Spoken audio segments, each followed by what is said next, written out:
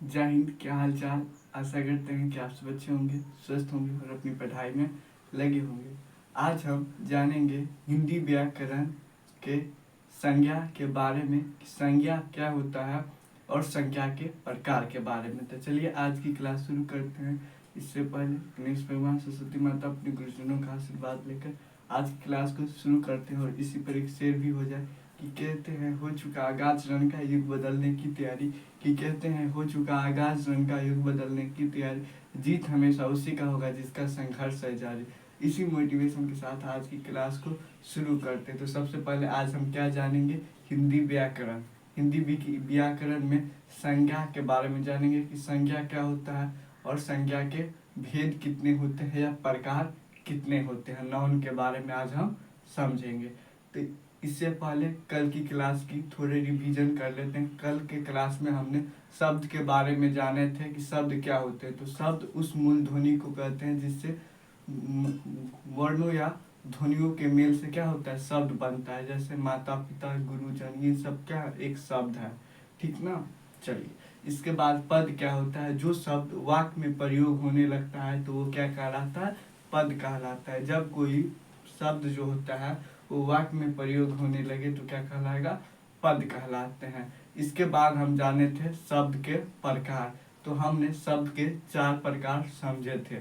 सबसे पहले अर्थ के आधार पर, सेकेंड में हम समझे थे उत्पत्ति के आधार पर, थर्ड में समझे थे हम बनावट या रचना के आधार पर, फोर्थ में हम समझे थे रूपांतरण के आधार पर। तो चलिए सबसे पहले अर्थ के आधार पर हमने क्या समझे थे। अर्थ के आधार पर हमने सार्थक और निरर्थक शब्द, जो शब्द का सही अर्थ निकले उसे हम सार्थक शब्द कहते हैं, और जिसका कोई अर्थ ना निकले या जिससे कोई अर्थ ना हो या शब्द को उसमें इनका कोई अर्थ ना हो उसको हम निरर्थक शब्द कहते हैं। जैसे सार्थक शब्द में हमने बताया कि पुस्तकालय, पुस्तकालय या इंसान, यह एक शब्द है, इससे किसी इंसान का बोध होता है, पुस्तक का बोध होता है। उसी प्रकार निरर्थक शब्द जैसे हम बोलते हैं क्या, जैसे हम मटबा बोलते हैं या घरबा बोलते हैं, इससे किसी विशेष शब्द का बोध नहीं होता है तो इसको हम निरर्थक शब्द कहते हैं। अब हम उत्पत्ति के आधार पर जानते हैं शब्द कितने होते हैं।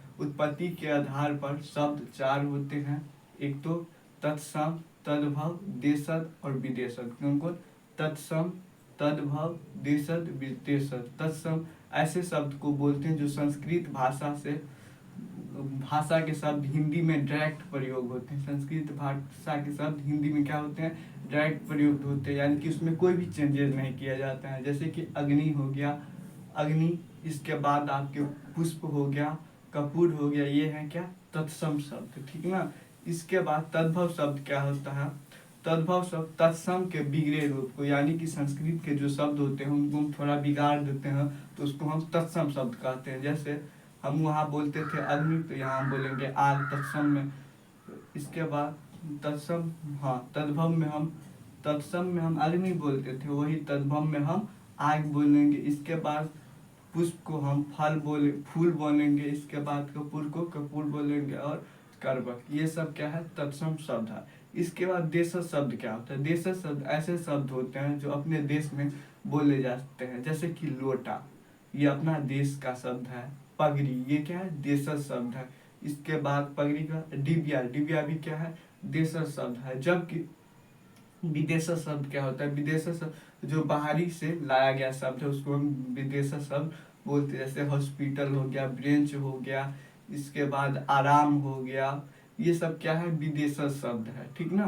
चलिए, इतना बात आपको क्लियर हो गया। इसमें हम विदेशज शब्द में 3 प्रकार के हम आपको बताए थे। एक अंग्रेजी के हम बताए थे आपके डॉक्टर, हॉस्पिटल और ब्रेंच। इसके बाद फारसी शब्द बताए थे हम आराम, अफसोस और गिरफ्तार। अरबी शब्द हम आपको असर, दुकान, किस्मत, ये थे आपके अरबी शब्द। ये 3 शब्द हमने आपको बता दिए, ठीक। इसके बाद हम बनावट या रचना के आधार पर आपको हम बताए हुए थे। बनावट या रचना के आधार पर आपके 3 शब्द थे, रूढ़ थे, यौगिक थे, युग रूढ़ थे। रूढ़ क्या होता है, रूढ़ शब्द जिन शब्दों के खंड करने पर कोई अर्थ ना निकले। रूढ़ ऐसे शब्द को बोलते हैं जिसका खंड करने पर कोई अर्थ ना निकले। जैसे जैसे में आप बोल सकते हैं घर, घर का जब आप खंड कीजिएगा तो कोई अर्थ नहीं निकलेगा, ठीक ना। उसी प्रकार से आप समझ गए कि रूट शब्द क्या होता है, जिसका खंड हम करते हैं तो कोई अर्थ नहीं निकले, यही रूट। इसके बाद है योगी। योगी के ऐसे शब्द होते हैं जिनका खंड करने पर हमको दो अर्थ निकलता है। जैसे पुस्तकालय, पुस्तकालय जब हम बोलते हैं तो पुस्तक प्लस आलय यानी कि पुस्तक का घर, दोनों का देखिए, पुस्तक मतलब किताब, आलय मतलब घर, दोनों का बोध होता है, उसको हम पुस्तकालय बोलते हैं, ठीक ना, यौगिक शब्द बोलते हैं। इसके बाद योग रूढ़ शब्द ऐसे होते हैं जो अपने अर्थ को छोड़कर विशेष अर्थ प्रकट करते हैं। जैसे बिना पानी, जब हम बिना पानी कहते हैं तो सरस्वती माता का बोध होता है। क्या बोलते हैं, जब हम नीलकंठ बोलते हैं तो शंकर भगवान का बोध होता है। जब हम पीताम्बर बोलते हैं तो किसका बोध होता है, पीताम्बर बोलते हैं तो हम कृष्ण भगवान का बोध होता है या नारायण भगवान का बोध होता है, ठीक ना। इसके बाद हम समझे थे रूपांतरण के आधार पर। रूपांतरण के आधार पर दो शब्द थे, एक विकारी और अविकारी। विकारी शब्द क्या कहलाते थे, विकारी वे शब्द होते थे जो लिंग वचन के अनुसार अपना लिंग वचन कारक के अनुसार अपना रूप बदलते थे, उनको हम विकारी शब्द कहते। जैसे थे वे संज्ञा थे, सर्वनाम थे, क्रिया थे और विशेषण थे। संज्ञा, सर्वनाम, क्रिया, विशेषण, ये थे आपके विकारी शब्द। अविकारी शब्द कौन होते हैं, तो अविकारी शब्द ऐसे शब्द होते हैं जो संज्ञा, जो वचन, क्रिया, वचन इसके बाद लिंग, पुरुष, कारक के अनुसार अपना रूप नहीं बदलते हैं, अविकारी शब्द कहलाते हैं। जैसे कि क्या क्या हो गया, जैसे में आप क्या बोलते हैं, समूह, क्रिया हो गया, क्रिया विशेषण हो गया, संबंधवाचक हो गया, समुच्चयवाचक हो गया और विषमयादि बोधक हो गए। ये आपके क्या हो गए, ये आपके अविकारी शब्द हो गए। तो चलिए आज की क्लास यहाँ से शुरू करते हैं। जितने भी हमने कल की क्लास में पढ़ लेते हैं, हमने रिवीजन कर लिए।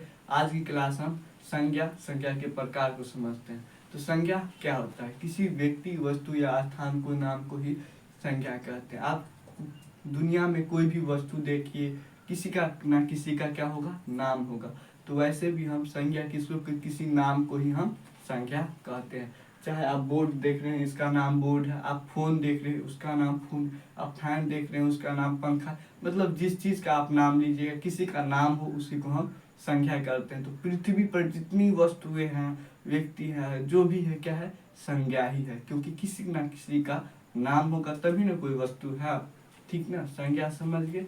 इसके बाद संज्ञा के भेद के बारे में बताते हैं।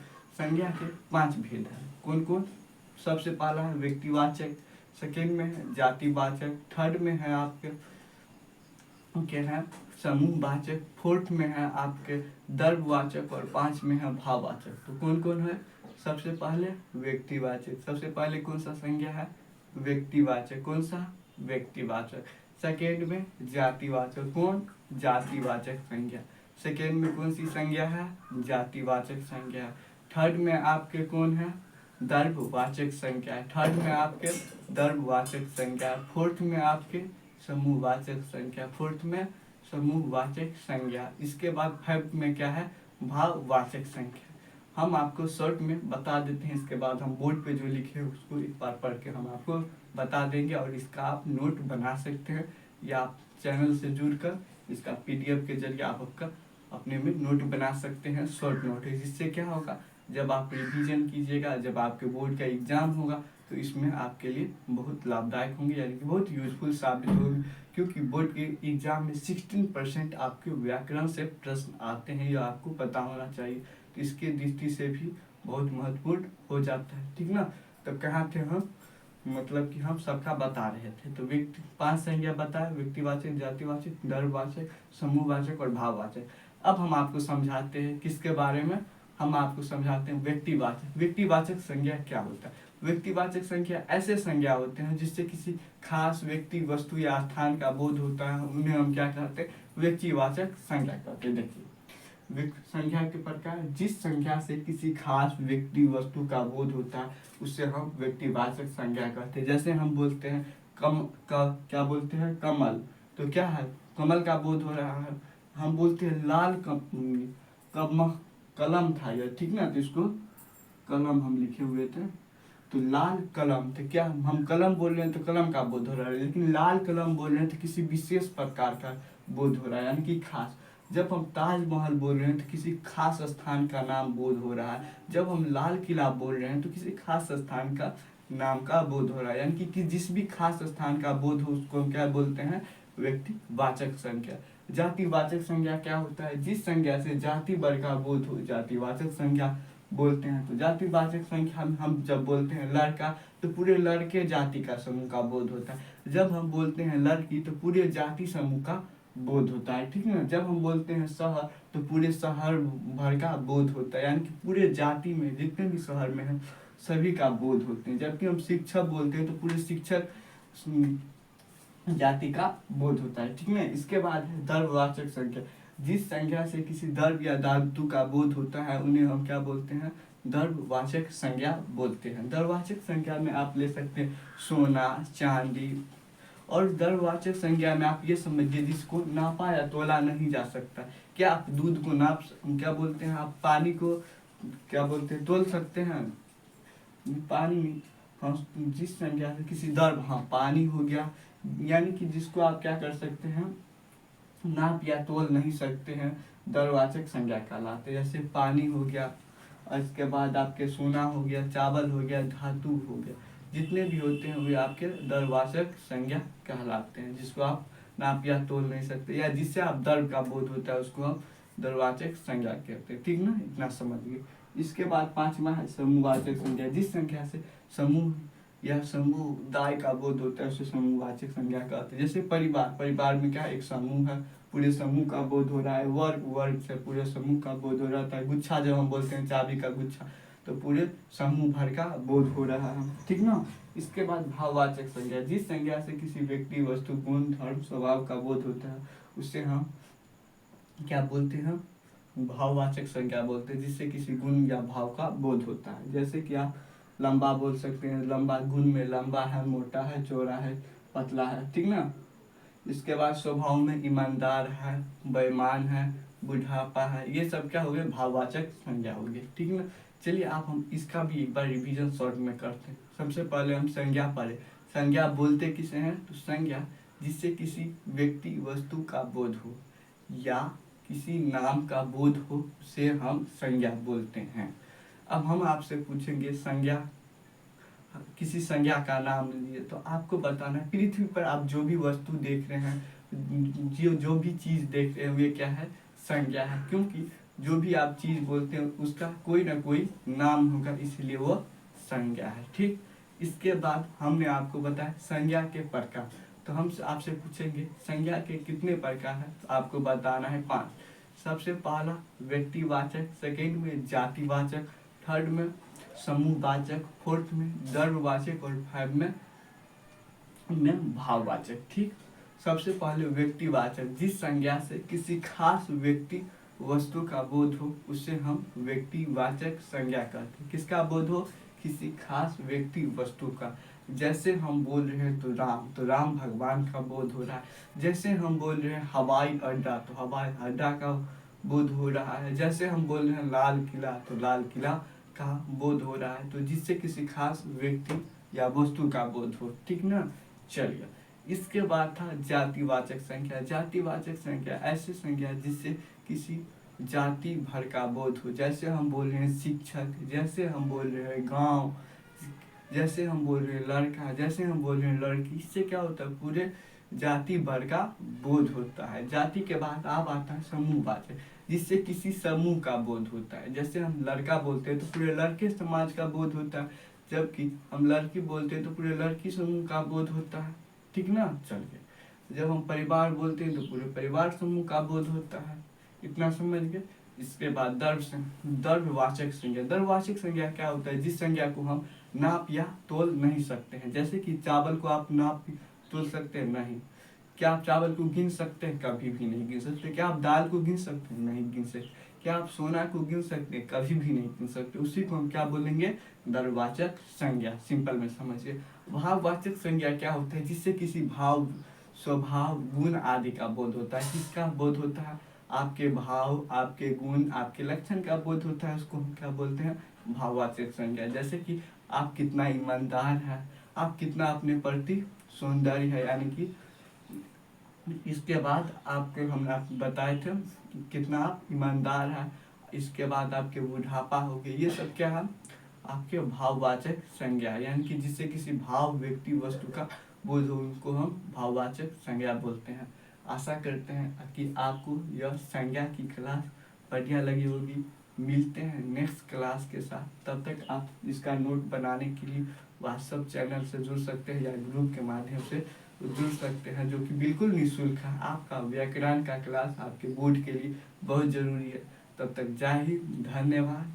तब तक खुश रहिए, हंसते रहिए, मुस्कुराते रहिए। जय हिंद।